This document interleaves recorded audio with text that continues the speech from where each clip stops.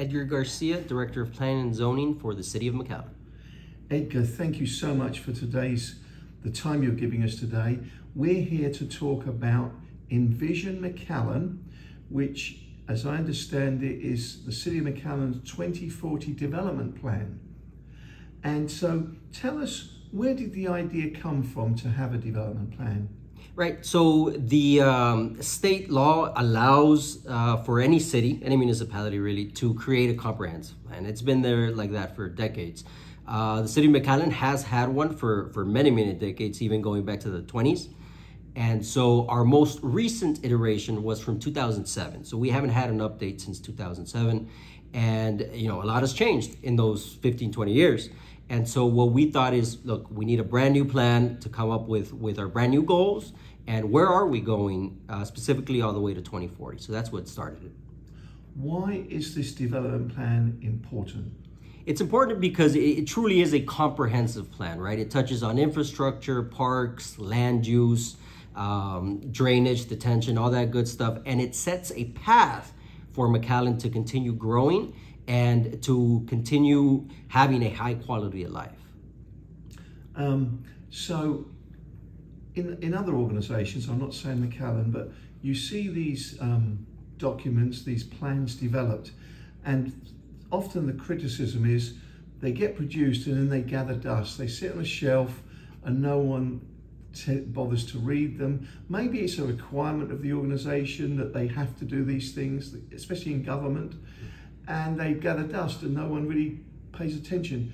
How do you ensure that doesn't happen in this case? So there's a couple of ways. First off, I do want to say we do have a very proactive elected officials and city manager, right? And so they really do want to make sure that we get our stuff done. But also in this plan, which differs from the previous one, we are setting metrics, right? And so we are going to hold ourselves accountable to, are we reaching them? Obviously, we can always change them. We can always amend them as necessary. But because, or through those metrics rather, we are going to be able to see how we're improving, how we're doing against our own plan, and what we need to change.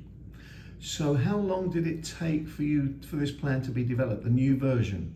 Yes, sir. So it's been about 16 months that we've worked. We've had public hearings. We've had meetings with stakeholder groups.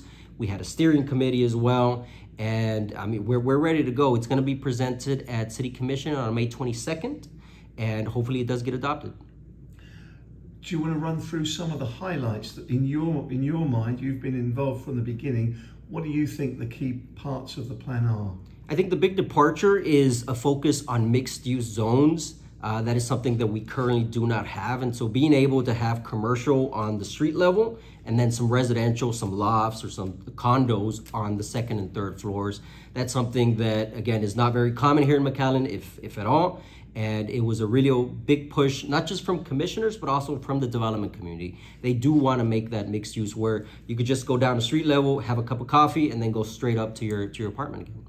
And so because it's in that plan, the City Commission will try to make that happen? Correct. We're going to work to implement all the tools that are necessary to have that development happen. And then obviously we'll let the market decide.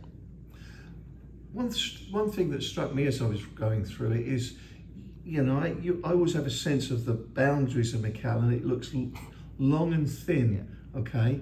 But in this plan, there's a big chunk of land to the north. It sort of loops around in a semicircle, and it's a completely different configuration of what McAllen looks like. Where's that come from? That's what's called an extraterritorial jurisdiction. It's about 5 miles outside of the city limits, and that we don't have zoning in those areas, but we do have a little bit of control. And likewise, any land that is attempted to be developed has to go through our department to get properly subdivided. And so what plans do you have in that area? Just to make sure that we can still control a little bit of what goes on there, making sure the development is proper and follows our codes. Yeah. The other thing I noticed in there, under the infrastructure component, I didn't see anything, I may have missed it, but I just didn't see anything about broadband, developing broadband, or whether that's a priority for the city. Do you happen to know, have you got a policy on that?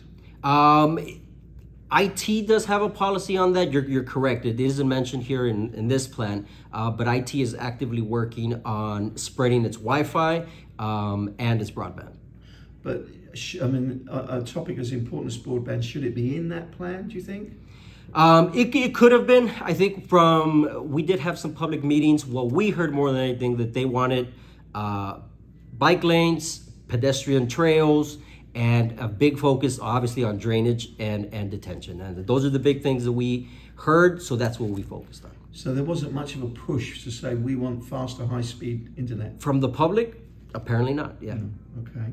And so you say that so tomorrow's the last day. When this video goes out, this may be published after the event, but like there's only 1 day left for public comment.